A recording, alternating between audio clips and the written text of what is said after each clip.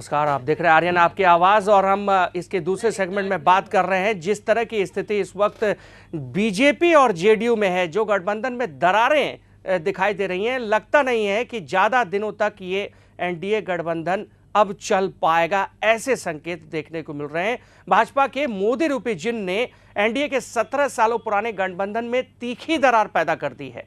BJP के लिए जहां एक तरफ कुआं और दूसरी तरफ खाई वाली स्थिति है, इधर शरद यादव एनडीए गठबंधन की पुरानी ईंटें बचाने की पुरजोर कोशिश कर रहे हैं। उधर नीतीश कुमार के बगावती तेवर देखकर तो यही लगता है कि जेडीयू अब आर पार का खेल खेलने का मन बना चुका है। वैसे भी नीतीश को नमो नमो के जाप से परेशानी होने लगी थी और आडवाणी के सबसे बड़े फैसले के बाद तो एनडीए खेमे में भूचाल आना स्वाभाविक था। आलम यह है कि 118 सीटों वाली जेडीयू निर्दलियों के बूते जमकर कुलाचे भर रही है और बीजेपी सांसें थामे बैठे हैं। अब क्या होगा आगे, इसी पर हमारी आज की खास पेशकश तलाक की तैयारी।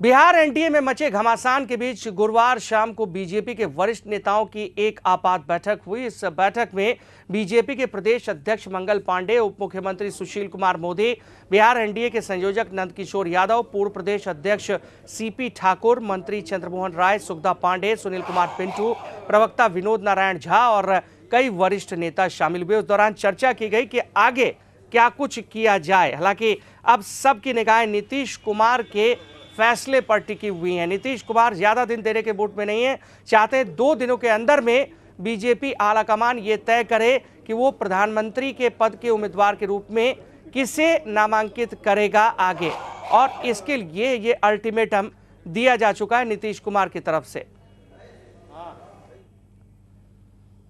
वहीं दूसरी ओर बीजेपी के राष्ट्रीय उपाध्यक्ष डॉक्टर सीपी ठाकुर ने बीजेपी कार्यालय में हुई बैठक से निकलने के बाद कहा कि गठबंधन वेंटिलेटर पर है और जदयू ऑक्सीजन ले रहा है।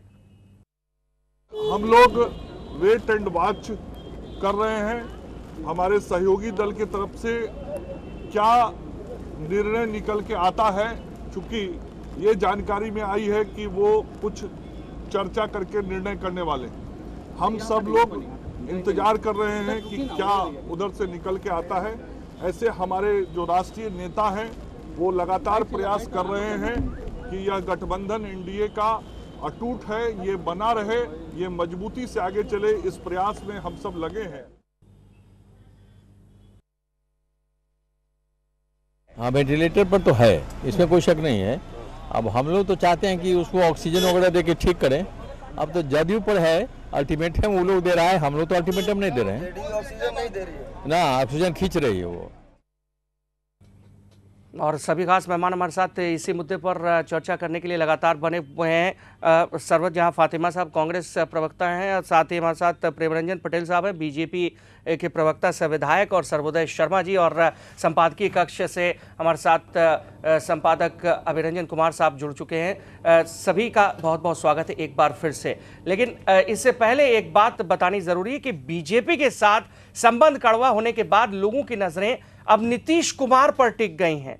क्या कुछ स्थिति आगे होगी? ऐसा माना जा रहा है कि नीतीश पुराने अनुभवों के आधार पर जल्द ही रास्ता निकाल लेंगे, क्योंकि वे इसमें माहिर हैं।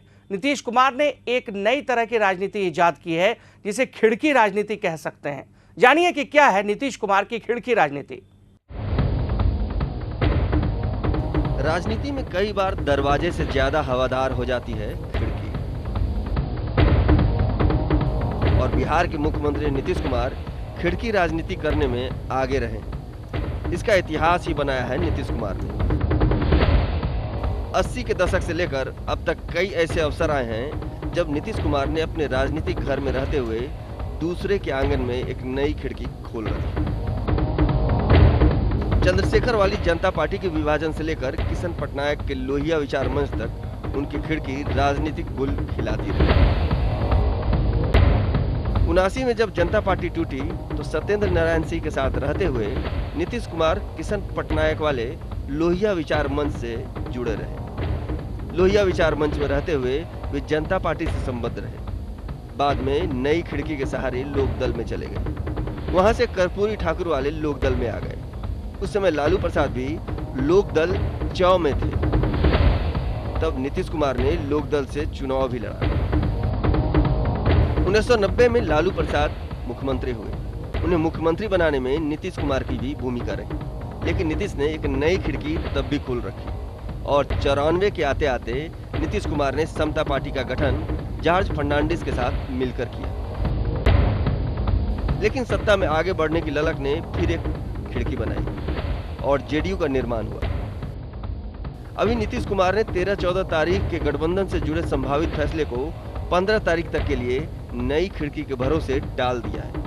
खिड़की जब बंद हो तो नीतीश कुमार की राजनीति को बहुत तरसाती है, इसलिए इसके लिए वे तमाम तरह की कूटनीतिक चालें चलते हैं। इसलिए खिड़की वाला वो पुराना गाना सुनाते हैं हम आपको।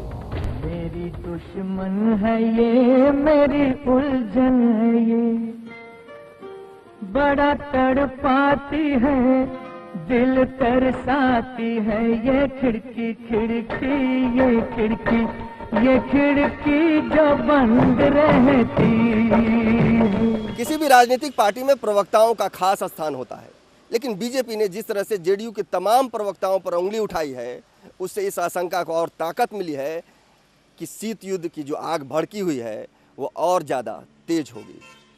कैमरामैन कुणाल के साथ प्रणय प्रियमवत, आर्य न्यूज, पटना। और सच्चाई ये है कि ये शीत युद्ध अब ग्रीष्म युद्ध के रूप में तब्दील होता जा रहा है। सीधे चलेंगे हम संपादकीय कक्ष जहां मौजूद हैं हमारे संपादक अभिरंजन कुमार साहब। उनसे हम जानना चाहेंगे क्या मायने निकाले जाएं, नीतीश कुमार ने अब जो दांव चला है उसकी असलियत क्या और बिहार का राजनीतिक परिदृश्य अब किस तरह से बदलेगा। अभिरंजन जी। नहीं देखिए, निश्चित रूप से नीतीश कुमार जो है अपने लिए खिड़की खोल कर रखते हैं, लेकिन आप इस बात को ध्यान में रखें कि दीवार में खिड़की के लिए जगह भी होनी चाहिए। आप कितनी खिड़कियां खोलेंगे? तो इस बार मुझे लगता है कि उनके सामने आगे जो है कुआं है और पीछे खाई है। इस वक्त नीतीश कुमार कुएं की भी गहराई नाप रहे हैं और खाई की भी गहराई नाप रहे हैं। वो ये देख रहे हैं कि कुएं में गिरने से ज़्यादा बचने की संभावना रहेगी या खाई में गिरने के बाद निकल आने की संभावना रहेगी। कुएं में कितना पानी है, खाई में कितना पानी है, अभी वो इस बात की भी नाप तौल कर रहे होंगे। वो ये भी देख रहे होंगे कि कुएं में अगर गिरेंगे, वहाँ से किसी को पुकारूंगा तो कोई बचाने के लिए आवाज़ दूंगा तो कोई आएगा कि नहीं आएगा, और खाई में गिरूंगा वहाँ से किसी को आवाज़ दूंगा तो कोई आएगा कि नहीं आएगा। तो उनके सामने कुआं है और खाई है, उनको दोनों में से किसी एक में जाकर गिरना है नीतीश कुमार को। नीतीश कुमार को बस फैसला अब ये करना है कि वे कुएं में गिरना पसंद करेंगे या खाई में गिरना पसंद करेंगे। मैं आपको बताता हूं कि अगर वो मोदी को प्रोजेक्ट करने के बावजूद अगर बीजेपी के साथ चले जाते हैं, अभी गठबंधन बनाए रखने का फैसला करते हैं, तो यह मान लीजिए कि वे कुएं में जाकर गिरेंगे। क्योंकि जो भी लोग उनकी धर्मनिरपेक्ष राजनीति पर जरा भी यकीन करता होगा, उनकी बातों पर जरा भी यकीन करता होगा, उसका मोह उनसे भंग हो जाएगा। उनको समझ में आ जाएगा कि सारी की सारी जो है ड्रामेबाजियां थी, दिखावा था। 17 साल से सेकुलरिज्म के नाम पर जो है जिस तरह की ये बातें करते रहे हैं और कम्युनल फोर्सेज का इन्होंने लगातार साथ दिया है, तो उसकी पोल पट्टी अंतिम रूप से खुल जाएगी। जो थोड़ी बहुत उस पर परत जमी हुई है वो अंतिम रूप से हट जाएगी। तो मोदी के नाम को आगे बढ़ाए जाने के बावजूद बीजेपी के साथ बढ़ने में ये खतरा है। और अगर वो अभी ये फैसला कर लेते हैं कि नहीं, अब मुझे जो है बीजेपी के साथ नहीं बढ़ना है, अलग जाना है, तो बिहार की राजनीति में नीतीश कुमार बिल्कुल अकेले पड़ने वाले हैं। उनकी ताकत जो है आधे से भी कम हो जाएगी। वो ऐसे कि मैं आपको बताऊं, बिहार प्रदेश कांग्रेस के नेताओं से जितनी हमारी बात होती है और जितना मैं समझ पाता हूं, भले कांग्रेस का केंद्रीय नेतृत्व इनको चारा डालता रहता है और ये भी थैंक यू का खेल खेलते रहते हैं, लेकिन बिहार प्रदेश कांग्रेस जो है लालू और रामविलास के साथ गठबंधन बना लेगा। बीजेपी जो है अपने साथ उपेंद्र कुशवाहा को किसी तरह से ले आएगी। नीतीश कुमार बिल्कुल अकेले पड़ जाएंगे, उनकी ताकत कम हो जाएगी। और उसके बाद जो ये खिड़कियां खोल रहे हैं उड़ीसा में बीजू जनता दल के साथ और पश्चिम बंगाल में ममता बनर्जी के साथ, ये खिड़कियां बिहार के बाहर की खिड़कियां हैं, ये बिहार के अंदर की खिड़कियां नहीं है। आप इस बात को समझ लीजिए, ममता बनर्जी के नाम पर, बीजू जनता दल के नाम पर इनको एक वोट नहीं मिलेगा। तीसरे मोर्चे का खेल तब चल पाएगा जब नीतीश कुमार अपने दम से बिहार में कम से कम 20, 25, 30 सीटें जीत कर तो आए, लेकिन जिस तरह से वो अकेले पड़ जाएंगे उसके बाद 20, 25 सीटें जीतना उनके लिए संभव नहीं रहेगा। मुश्किल से अगर 10, 12 सीटें भी जीत पाए तो मुझे लगता है एक बहुत बड़ी बात हो जाएगी। तो बिल्कुल ये कठिन यहाँ पर व्यवस्था हो जाएगी। रंजन जी आपने जो कहा है बिल्कुल ये स्थिति हो सकती है, लेकिन भविष्य के गर्भ में क्या छुपा है ये जानेंगे हम। सबसे पहले बीजेपी के प्रवक्ता और सह विधायक प्रेमरंजन पटेल साहब के पास आते हैं। भाई आप लोगों की स्थिति तो बहुत अभी हृदय विदारक वाली है। यहाँ पर अगर देखें जेडीयू ने कह दिया कि साफ तौर पर केंद्र में ये बताए बीजेपी आला कमान कि भाई साहब कौन होगा प्रधानमंत्री पद का उम्मीदवार, अगर गलती से मोदी हुए तो समर्थन वापस तय है। बिल्कुल देखिए, सबसे पहले तो जदयू के साथ हमारा पिछले 17 वर्षों का साथ रहा है जी, और अभी भी साथ है जी। कई लोकसभा के चुनाव, विधानसभा के चुनाव हमने साथ लड़े हैं।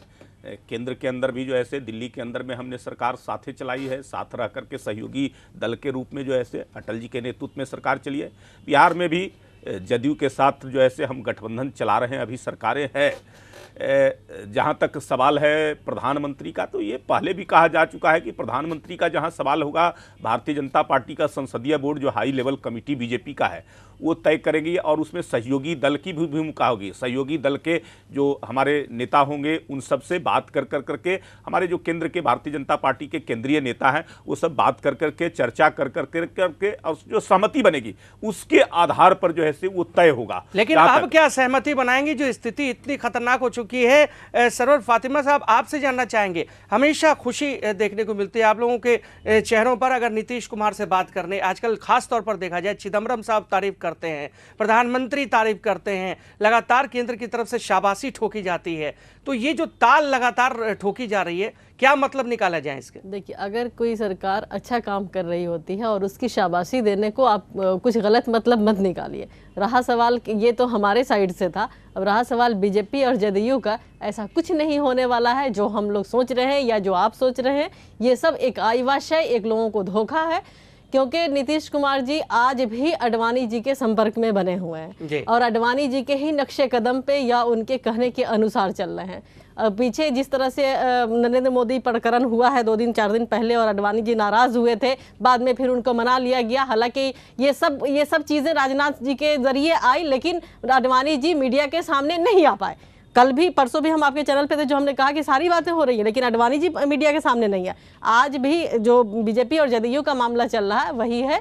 2 दिन बाद आराम से नीतीश जी कह देंगे कि बीजेपी ने कह दिया है कि दिसंबर तक मैं कुछ इस तरह का ऐलान नहीं करूंगा और ये गठबंधन नहीं टूटेगा। अगर इन केस इस तरह के मामले आते भी हैं कि अगर इनका जो आप लोगों ने कह रखा है कि तलाक की तैयारी हो रही है, तो क्या नीतीश कुमार ने 17 साल तक जिस बीजेपी को सींचा है और बिहार में बीजेपी को एस्टेब्लिश करने का काम किया, वो नीतीश कुमार जी अपने आप को सेकुलर छवि क्या बिहार के लोगों के बीच में अपने आप को दिखा पाएंगे, या बिहार की जनता क्या उनको इस तरह से कबूल कर पाएगी? ये भी एक बड़ा सवाल है, क्योंकि बीजेपी को बिहार में एस्टेब्लिश करने का काम नीतीश कुमार जी ने किया है। आपको क्या लगता है इस स्थिति में जो बातें यहाँ पर इन्होंने कही हैं फातिमा जी ने?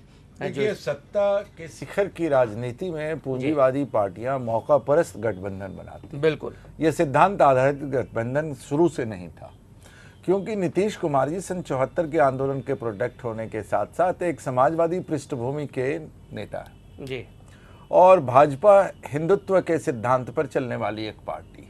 लेकिन फिर भी सत्ता के लिए इन्होंने आपस में एडजस्टमेंट किया। 17 साल चले।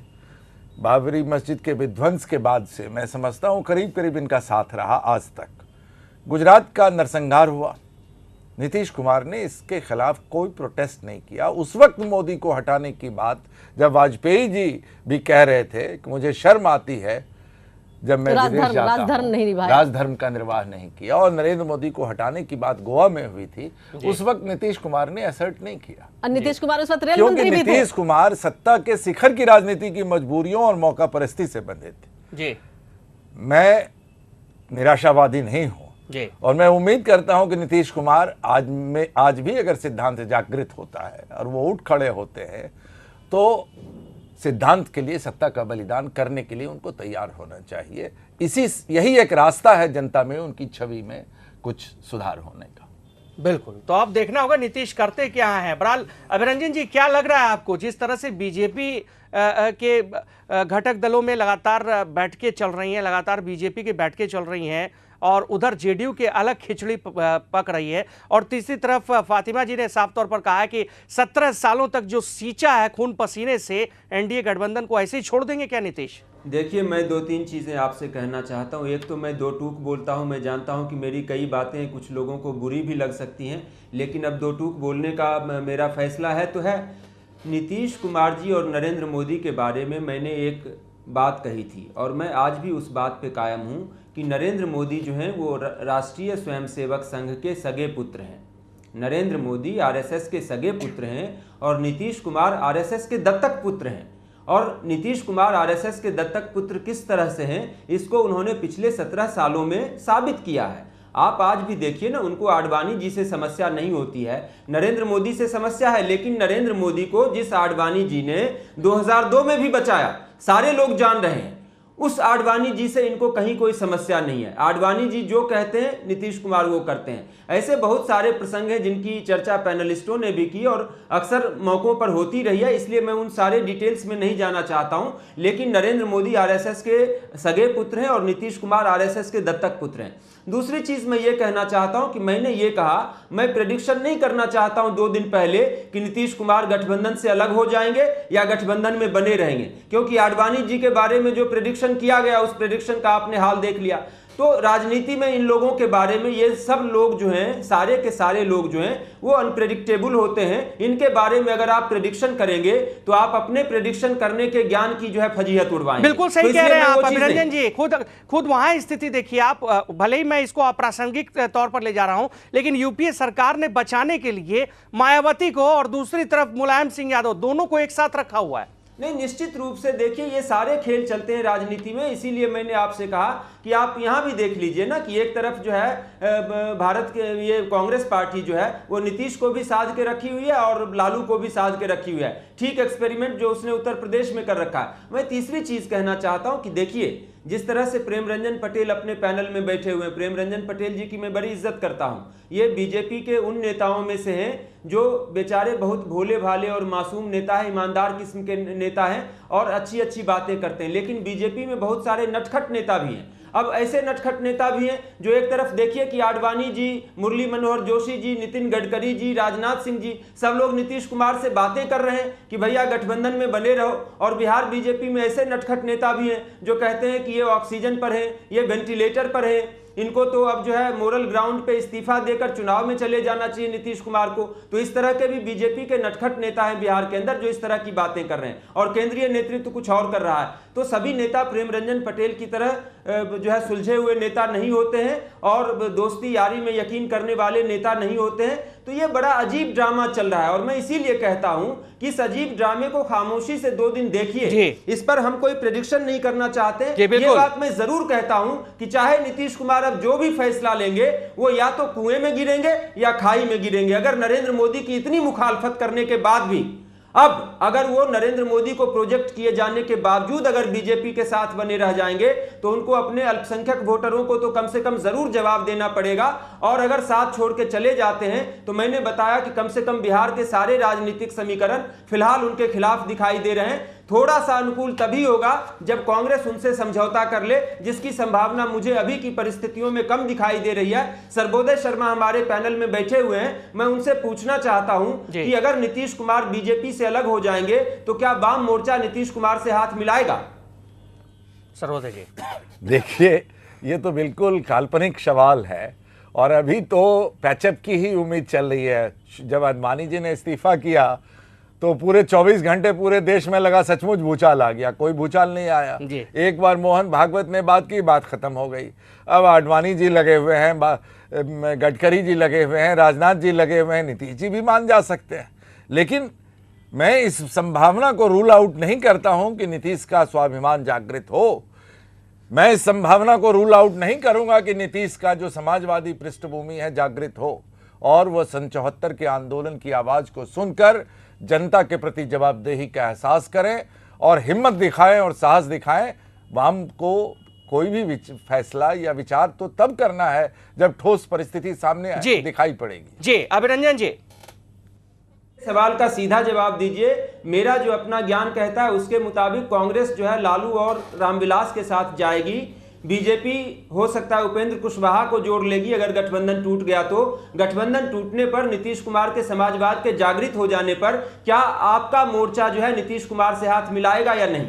ये तो इस बात पर निर्भर करता है कि वो मास को कितना अपने साथ ले जाते हैं। अगर वो बीजेपी से अलग हो लेकिन जाते हैं तो आप उनसे हाथ मिलाएंगे कि नहीं मिलाएंगे? जहां तक प्रिंसिपल का सवाल है, भाजपा का विरोध जो भी करेगा हम जरूर उसके साथ खड़े होंगे। चलिए आप लगे हाथों बीजेपी की भी अंतिम प्रतिक्रिया कांग्रेस और भाजपा के खिलाफ सीपीआईएम हमेशा खड़ी होगी। चलिए कांग्रेस भाजपा के खिलाफ आप खड़े रहें। प्रेमरंजन जी आपसे जानना चाहेंगे, अब आखिरी विकल्प बच रहा है या फिर आप लोगों को अंदर खाने सब कुछ पता है कि भाई कोई दिक्कत नहीं, ये ऊपर से खाली उड़ाई गई अफवाह है, हम आराम से साथ साथ राज करेंगे? यहाँ देखिए, बिहार की जनता ने मैंडेट दिया है गठबंधन को, और जितना बड़ा स्ट्राइक रेट बिहार के अंदर में 243 सीटों में गठबंधन ने 206 सीटें चुनाव जीती है। शायद इतना बड़ा जो है स्ट्राइक रेट कहीं किसी राज्य में किसी दल को नहीं मिला था जो है। और यहाँ की जनता की जो है इच्छा आकांक्षा है कि ये गठबंधन रहे बिहार की जनता का, और भारतीय जनता पार्टी भी चाहती है कि उसी के अनुरूप ये गठबंधन चले। आगे भी हम चाहते हैं कि गठबंधन को मजबूत करें। जिस प्रकार का माहौल आज पूरे देश के अंदर में कांग्रेस के खिलाफ भ्रष्टाचार और महंगाई के कारण बनी हुई है, और वो सबके आशा के प्रतीक जो है आज बीजेपी बन गई है, और बीजेपी गठबंधन को और बड़ा मजबूत बनाना चाहती है, बड़ा बनाना चाहती है, मजबूत बनाना चाहती है। हमारे जो सहयोगी दल जो पहले से साथ है, हम किसी को नहीं चाहते हैं कि कोई हमसे अलग हो, मैं तो और जोड़ना चाहता हूं, हम इसको बड़ा करना चाहते हैं गठबंधन को, तो हम किसी कीमत पर छोड़ना नहीं चाहते हैं। हम आशा करते हैं कि हमारे जो केंद्र के नेता हैं, राष्ट्रीय अध्यक्ष राजनाथ जी हैं और सब नेता हैं, वो सब इसमें लगे हैं। कहीं ना कहीं कोई ऐसा जो है रास्ता निकलेगा जिससे गठबंधन हमारा जो है मजबूत रहेगा, और आगे हम केंद्र के अंदर में सरकार भी बनाएंगे जो है। बिल्कुल फातिमा जी, लेकिन फिर भी अगर ये गठबंधन टूटता है तो कांग्रेस की तो फिर बल्ले बल्ले है। बिल्कुल नहीं, आप इसको कांग्रेस से मत जोड़िए। तलाक की तैयारी आपने जो टॉपिक दिया है जी, तो आपको बता दूं कि तलाक का जब पेपर तैयार होता है और कोर्ट में केस फाइल होती है, तो जहां तक मेरी छोटी सी जानकारी है कि कुछ दिनों का वक्त दिया जाता है दोनों ग्रुप को कि एक साथ रह करके फिर से नए सिरे से लास्ट ऑप्शन जो होता है कि नहीं किसी मौके से तलाक नहीं देता, कि एक मौका दिया जाए इस रिश्ते को। तो हमें लगता है कि 2 दिन और हम लोगों को इंतजार कर लेना चाहिए, शायद एक मौका इन लोगों को एक रिश्ते को जरूर देंगे। चलिए तो अभिरंजन जी 2 दिन इंतजार कर ही लीजिए। फिर बहुत संक्षेप में आपकी प्रतिक्रिया। नहीं, निश्चित रूप से देखिए, मोदी के लिए बीजेपी ने आडवाणी को बेइज्जत किया, और अगर अब जो है बीजेपी ये मान लेती है कि हम मोदी को प्राइम मिनिस्टेरियल कैंडिडेट के तौर पर नहीं पेश करेंगे और इस शर्त पे नीतीश कुमार बने रह जाते हैं उनके साथ, तो मैं ये कहूँगा कि नीतीश कुमार ने मोदी को बेइज्जत किया। तो मोदी के लिए बीजेपी ने आडवाणी को बेइज्जत किया, नीतीश कुमार ने मोदी को बेइज्जत किया। इज्जत और बेइज्जती के इस खेल में किसकी इज्जत बचने जा रही है, इस बात का फैसला मुझे लगता है कि जनता करेगी। बिल्कुल, इस बात का फैसला जनता करेगी, लेकिन जनता मजबूर है, जनता दुखी है कि वो संपूर्ण मैंडेट दे देती है पार्टियों को, उसके बाद भी विकास की लहर देखने को नहीं मिल पाती, उसके बाद भी शराब की दुकानें क्यों खुल जाती हैं, उसके बाद भी बिजली के पोलों पर तार तो होते हैं लेकिन उसमें बिजली जनता को नहीं मिलती, उसके बाद भी पानी की समस्या मुंह बाए खड़ी रहती, उसके बाद भी नक्सलवाद, गरीबी, भूखमरी, ये तमाम तरह की जो समस्याएं हैं मुंह बाए खड़ी हैं जनता के सामने। आम आदमी त्रस्त है और नेता लोग मस्त हैं। अब देखते हैं कि आगे बिहार की राजनीति क्या गोल खिलाती है। बहरहाल आप तमाम मेहमानों का हमारे स्टूडियो में आने के लिए बहुत बहुत शुक्रिया। अभिरंजन जी आपका भी बहुत बहुत शुक्रिया, और साथ ही इस खास पेशकश में इतना ही। दीजिए इजाजत, नमस्कार।